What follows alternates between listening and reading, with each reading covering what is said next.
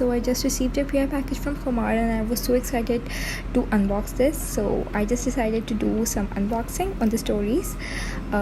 First of all, let's just talk about the packaging. The packaging is so inexclusive. मतलब normal startup brands में इतनी खूबसूरत packaging नहीं होती. Now let's see what's inside.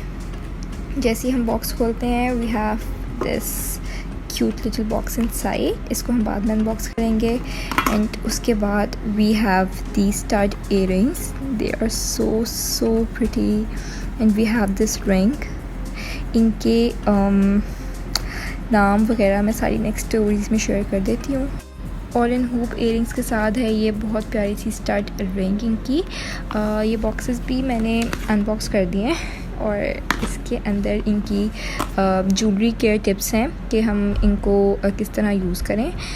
ये बहुत ज़रूरी होती हैं. और इसके अलावा we have this thank you note. और इसके अंदर हमें ये खुमार की तरफ से एक पाउच आता है जिसके अंदर आपके स्टॉपर्स वगैरह दिए हुए हैं प्लास्टिक के और मेटल के दोनों हैं. नॉट ओनली दिस, ये आपको 6 मंथ्स की वारंटी भी देते हैं अपनी ज्वेलरी की. आप किसी भी लोकल मार्केट चले जाएं, आप किसी भी ऑनलाइन पेज से मंगवा लें, आपको कोई भी 6 मंथ्स की वारंटी नहीं देगा.